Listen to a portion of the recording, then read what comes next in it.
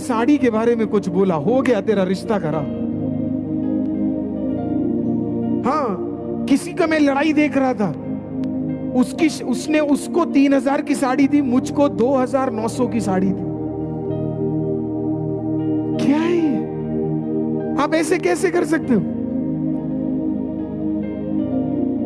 मुझे बुलाया शादी पे, उसको बुलाया नहीं, उसको बुलाया, मुझे बुलाया नहीं। अब मैं तेरे से जिंदगी में बात, अरे अक्लमंद तू नहीं गया, जाता तो तेरा को तो कितना नुकसान होता, खाने को पनीर मिलता, पर जाके वापस आता 2000 रुपए उड़ जाते, जाके तंदूरी खा तब भी पैसे बच जाएंगे। थोड़ा ना छाती पे लेके ये सब चीजें घूमोगे।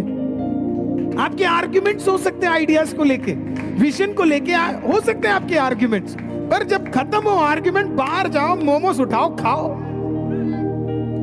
जाओ कोक पियो एक साथ, कहीं जाओ चिकन खाओ साथ में, कोई दिक्कत नहीं। अरे हो गया, फिर आओ वापस, फिर आर्ग्यूमेंट्स, कोई दिक्कत नहीं। अरे आइडिया से कभी तेरी मानेंगे, कभी मेरी मानेंगे। हालेलुया। पर्पस क्या है? जो गोल है वो बढ़ना चाहिए। हम यहां पे बस लगे पड़े हुए, फिर अलग ही है, उसको देख के फिर देखेंगे नहीं, बात नहीं करेंगे, है ना? और सालों साल तक इसे अपने दिल में रखते हैं। अरे क्या कर रहे हो आप लोग? ऐसा सब नहीं करना चाहिए।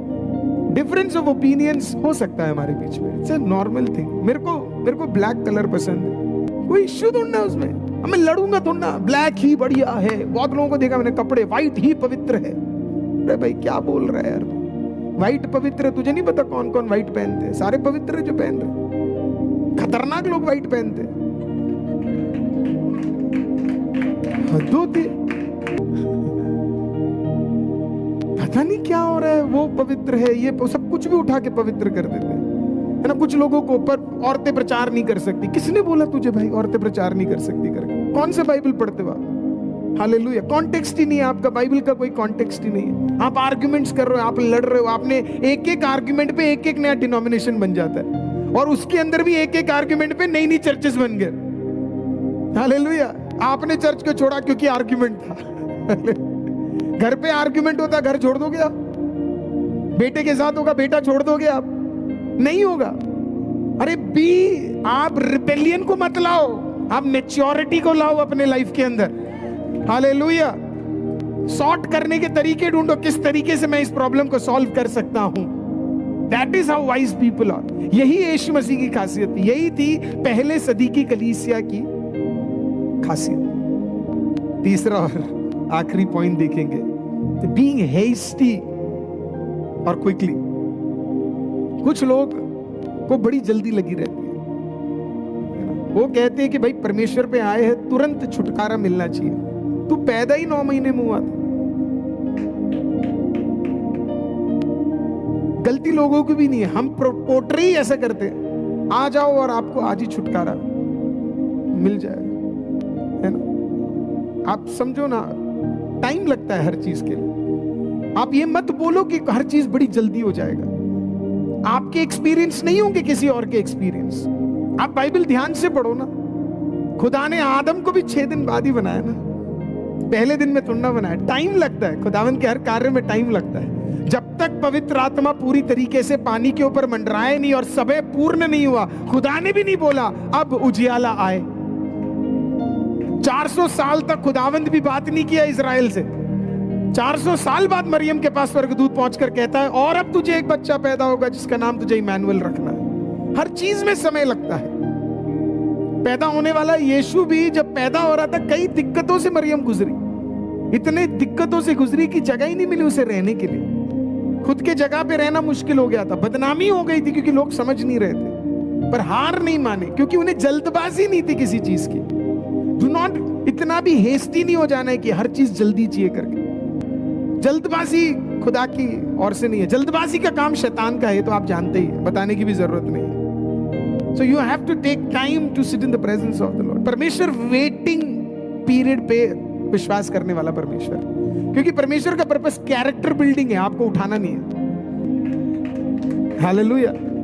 अब आप सोचो ना, छोटा घर बनने में और बड़ा घर बनने में और बड़ा इमारत बनने में समय लगता है, कि तेरे लिए बुर्ज खलीफा तैयार हो रहा है और तू यहाँ पे लड़ रहा है, यहाँ पे छोटे से हालेलुया परमेश्वर मेरा एक माला तैयार नहीं हो रहा, एक माला तैयार नहीं हो, खुदा 26 तैयार कर रहा है आपके लिए। आपके अंदर पेशेंस ही नहीं है, आपके अंदर इंतजार करो, खुदा सब कुछ कर रहा है। हालेलुया, है ना। किसी के आप भलाई देख रहे हो, आप उसे सेलिब्रेट करो, ये मत सोचो मेरे साथ क्यों नहीं हो रहा करके, है ना। आप उसका सेलिब्रेट करो, कल वो आपका सेलिब्रेट करेगा। अब आप वेटिंग का मतलब क्या है? आप परमेश्वर के सामने समय बिताएं। क्यों परमेश्वर टाइम लेता है? क्योंकि परमेश्वर आपके भलाई के लिए टाइम नहीं ले रहा। अरे वो खुदावंद है, वो एक दिन में प्रेज़ लॉर्ड सारे पेड़ों को बना सकता है और एक दिन में मछली और जल के अंदर इतना सारा कार्य कर सकता है। वो आपकी भलाई को कितने दिन में, और आधा दिन भी नहीं लगेगा उसे, पर फिर इतना टाइम क्यों ले रहा है? क्योंकि खुदा बाप आपके साथ समय बिताना चाहता है। भाई जल्दी मिल गया तो फिर आप तो उड़ जाओगे, आप कहीं और चले जाओगे। तो खुदा कहता थोड़ा समय मेरे साथ बिताने दो इसे, ताकि ये इसको जब भलाई आए तो ये अकेले सेलिब्रेट ना करे, मुझे भी ले जाए, मुझे भी सेलिब्रेट करे। वो मसीहों की खासियत है कि हमें गाड़ी मिलती है तब भी हम प्रेयर करवाते, घर मिलता है तो फिर बड़ा प्रेयर होता है। हम जल्दी मिल जाता तो हम क्या करते? खुद ही सेलिब्रेट करते। क्यों हम समय बिताते परमेश्वर के साथ?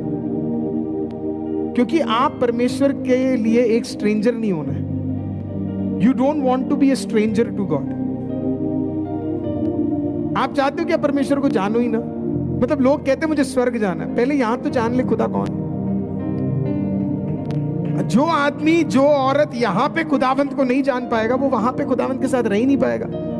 वहां जाके आप तो ना बोलो कि ओ परमेश्वर अच्छा आप ऐसे दिखते थे, अच्छा आप ऐसे हो, अच्छा आप वैसे हो। नहीं, पहले यहां जानो कैसे हो। वो जानने के लिए परमेश्वर ने आपको बाइबल दिया है। Hallelujah. So you don't want to be a stranger to God. आपको खुदावंत के साथ टाइम बिताना है। You have to have an intimate relationship with the Holy Spirit. पवित्र आत्मा के साथ एक intimate relationship होना बहुत जरूरी है।